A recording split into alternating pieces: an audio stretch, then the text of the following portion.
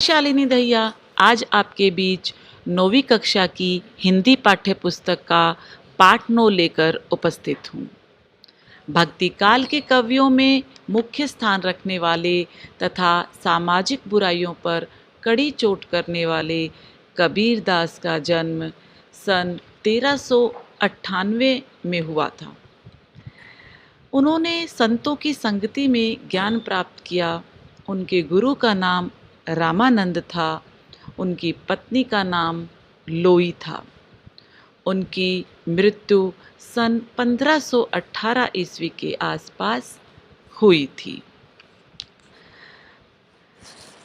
इस पाठ में कबीर द्वारा रचित 7 साखियों का संकलन है। इनमें प्रेम का महत्व, संत के लक्षण, ज्ञान की महिमा, बाह्य आडंबरों का विरोध, बाह्य आडंबरों का अर्थ है बाहरी दिखावे, सहज भक्ति का महत्व, अच्छे कर्मों की महत्ता आदि भावों का उल्लेख हुआ है।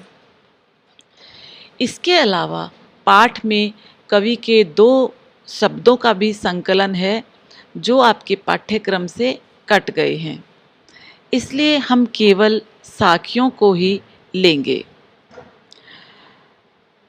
आइए देखें संत कबीर दास ने अपनी पहली साखी में क्या कहा है। मान सरोवर सुभर जल हंसा केली कराही, मुक्ता फल मुक्ता चुगई अब उड़ी अनंत न जाही। छात्रों, यहाँ मान सरोवर मन रूपी सरोवर को कहा गया है और सुभर अर्थात अच्छी तरह से भरा हुआ है, जिसमें जल, मान सरोवर मन रूपी सरोवर, सुभर जल जिसमें अच्छी तरह से जल भरा हुआ है, हंसा केली कराई और आत्मा रूपी हंस जिसमें केली कर रहा है यानी क्रीड़ा कर रहा है, खेल रहा है, कराही यानी कर रहा है। केली कराही में अनुप्रास अलंकार का सुंदर प्रयोग किया गया है क्योंकि के क की आवृत्ति हुई है। मुक्ता फल मुक्ता चुगे, मुक्ता फल का अर्थ है मोती रूपी फल अर्थात प्रभु की भक्ति। मुक्ता चुगे, मुक्त होकर चुगना चाहता है, चुग रहा है। अगर आत्मा जीवात्मा की बात कर रहे हैं तो मन में, मन रूपी सरोवर में अगर अच्छी तरह से अच्छे विचार भरे हुए हैं तो आत्मा उसमें भली प्रकार से क्रीड़ा करती है, आत्मा उसमें प्रसन्नचित्त रहती है। इसका अर्थ यह है कि वह आत्मा मोती रूपी फल यानी प्रभु की भक्ति रूपी फल को प्राप्त करती है जिस आत्मा में अच्छे विचार भरे हों, और वहाँ से उड़कर अब उड़ी अनत न जाही, और उड़कर अब अनत यानी अन्यत्र कहीं और नहीं जाना चाहती। यहाँ पर कवि यही कहना चाहते हैं कि मानसरोवर जल से पूरी तरह से भरा हुआ है, उसमें हंस क्रीड़ा कर रहे हैं और मोती चुग रहे हैं, जिसका प्रतीक अर्थ यह है कि मन रूपी स्वच्छ मन में जो मन रूपी तालाब है उसमें स्वच्छ विचार यदि भरे हों तो उसमें आत्मा अत्यधिक प्रसन्नचित रहती है, और ऐसी आत्मा फिर अन्यत्र कहीं जाना नहीं चाहती, वह केवल और केवल प्रभु की भक्ति में ही डूब जाना चाहती है।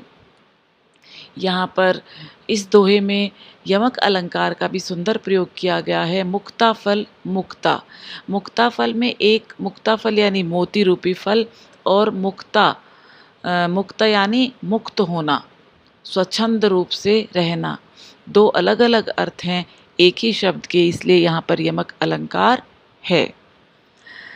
कबीर की भाषा यहाँ पर सुधुकड़ी भाषा है जिसका अर्थ होता है जो कई भाषाओं के शब्दों को लेकर बनी हो, इसे खिचड़ी भाषा भी कहा गया है। आइए देखें अगली साखी।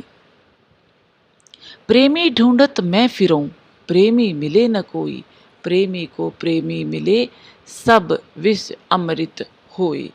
कबीरदास जी कहते हैं कि मैं ईश्वर यानी प्रेमी अर्थात प्रभु भक्त को ढूंढता फिर रहा था।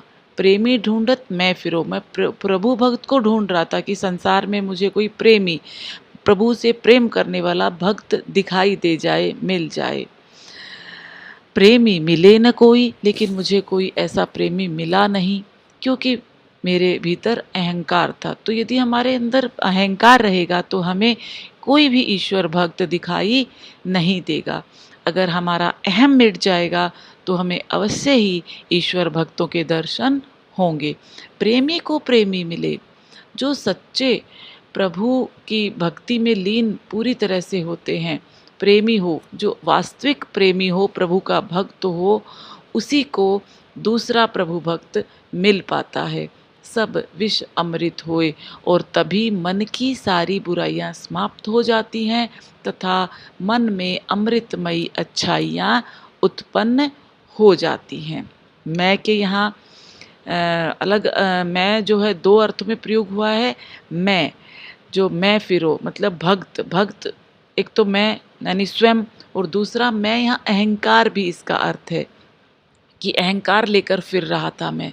जब तक मेरे भीतर अहंकार था, प्रेमी ढूंढत मैं फिरो, मैं अहंकार के वश प्रेमी को ढूंढता हुआ फिर रहा था। तो एक ही मैं के दो अर्थ हैं अलग अलग, भक्त और अहंकार। इसलिए यहाँ पर श्लेष अलंकार की सुंदर अभिव्यक्ति हुई है। और यहाँ पर बहुत ही सुंदर भावों में कबीरदास ने कहा है, अहंकार प्रभु को ढूंढ रहा था, मैं ढूंढ रहा हूँ ईश्वर को, पर प्रभु की प्राप्ति नहीं हो पाई। ईश्वर की प्राप्ति होते ही अहंकार सद्गुणों में बदल जाता है, अर्थात अहंकार समाप्त हो जाता है। जब अहंकार समाप्त हो जाएगा तभी आपको दूसरा प्रेमी मिलेगा। जब तक आप अहंकार में रहोगे आपको ईश्वर भक्त दिखाई नहीं देंगे, और अहंकार को छोड़ने पर ही ईश्वर भक्त दिखाई देंगे और सारी बुराइयां दूर हो जाएंगी। आइए तीसरी साखी की ओर बढ़ें। पखापखी के कारणे, पखापखी यहाँ पर कबीरदास ने पक्ष और विपक्ष को कहा है। जब मनुष्य किसी एक पक्ष में हो जाए, चाहे वो कोई बात हो, कोई धर्म हो, कोई चर्चा हो, जब वो कहे कि मैं इस पक्ष में हूँ, तुम इस पक्ष में हो, उस समय क्या होता है, पखापखी के कारणे सब जग रहा भुलान, सब जग रहा भुलान, निरपक होई के हरि भजे, सोई संत सुजान। कि लोग अपने धर्म संप्रदाय को दूसरों से बेहतर मानते हैं, पक्ष और विपक्ष के कारण। के कारणे क की आवृत्ति के कारण यहाँ अनुप्रास अलंकार भी है। सोई संत सुजान, स की आवृत्ति के कारण यहाँ भी अनुप्रास अलंकार दिखाई देता है। और यहाँ क और क के कारण अनुप्रास अलंकार, तो दो जगह अनुप्रास अलंकार की आवृत्ति है। लोग धर्म संप्रदाय को दूसरों से बेहतर मानते हैं, वे अपने पक्ष का समर्थन तथा दूसरे की निंदा करते हैं। सब जग रहा भुलान, तो वो सारे जग को भुला देता है इस चक्कर में पड़कर, और अपने वास्तविक उद्देश्य को भूल जाता है कि मैं यहाँ ईश्वर भक्ति करने आया हूँ। निरपक होई के, यहाँ पे होगा नहीं, निरपक होई आना चाहिए। निरपक होई के हरि भजे, निष्पक्ष होकर यदि वो ईश्वर का भजन करता है, सोई संत सुजान, वही सोई यानी वही संत, वही संत होगा, सुजान यानी चतुर, ज्ञानी, समझदार। तो जो निष्पक्ष होकर ईश्वर की भक्ति करेगा वही अच्छा संत होगा, वही ज्ञानी होगा, वही सज्जन पुरुष होगा। आइए आगे बढ़ें। हस्ती चढ़िए ज्ञान को, सहज दुलीचा डारी, स्वान रूप संसार है, भूखन दे झक मारी। कबीरदास जी यहाँ कहते हैं कि हस्ती यानी हाथी, सहज यानी प्राकृतिक, हस्ती चढ़िए ज्ञान की सहज, सहज होता है साधारण प्राकृतिक समाधि की, ज़्यादा आपको कुछ उपक्रम करने की ज़रूरत नहीं है। आराम से सहज रूप से बैठकर आप समाधि लगाइए, ध्यान करिए ईश्वर का। सहज दुलीचा डाली। जिस प्रकार हाथी पर हम बैठने के लिए यहाँ पर एक दुलीचा डाल देते हैं, ऐसे ही ज्ञान को प्राप्त करने के लिए आप सहज समाधि डालिए। तो ज्ञान जो है, ज्ञान को प्राप्त करने के लिए सहज समाधि डालना आवश्यक है। सहज रूप से समाधि डालकर बैठिए। स्वान रूप संसार है, और जब आप ऐसा करेंगे, जब हाथी पर बैठकर कोई मस्त होकर चलता है तो कुत्ते भौंकते हैं, पर हाथी पर उसका कोई प्रभाव नहीं पड़ता। उसी प्रकार जब यहाँ पर दुलीचा डालकर बैठते हैं, तो और उसी प्रकार ज्ञान का दुलीचा डालकर आप भक्ति में बैठोगे तो भी लोग कुछ ना कुछ कहेंगे। स्वान रूप संसार है, स्वान अर्थात कुत्ता। संसार तो एक कुत्ते के रूप में है, कुत्ते के समान है। भूकन दे झक मारी, उसे भोंकने दो यानी उसे बोलने दो जो कुछ वो बोलता है। झक मारी, झक मारकर अपना समय बर्बाद उसे कर लेने दो, उसका तुम पर कोई असर नहीं होना चाहिए। तो इसमें यहाँ पर ज्ञान रूपी हाथी जहाँ पर आया है, ज्ञान रूपी हाथी, हस्ती चढ़िए ज्ञान को, तो ज्ञान रूपी हाथी पर चढ़ने के सवार होने के लिए कह रहा है सहज रूपी दुलीचा। तो हस्ती रूपी ज्ञान और सहज दुलीचा, सहज रूपी दुलीचा यानी सहज ज्ञान रूपी दुलीचा। इसमें यहाँ पर आपको रूपी के कारण कि सहज दुलीचा रूपक अलंकार है, और झक मारना भी आप कह सकते हो, ये एक मुहावरे की तरह प्रयुक्त हुआ है। झक मारना कि बिना मतलब में अपना सिर फोड़ना, जिससे कोई भी हल सिद्ध ना हो, कोई भी उद्देश्य की पूर्ति ना हो। तो यहाँ पर आगे देखते हैं हम अगली साखी में कबीरदास जी क्या कहते हैं। हिंदू मुआ राम कही। कबीरदास जी कहते हैं हिंदू जो है मुआ, मूर्ख हो गया, राम कह करके।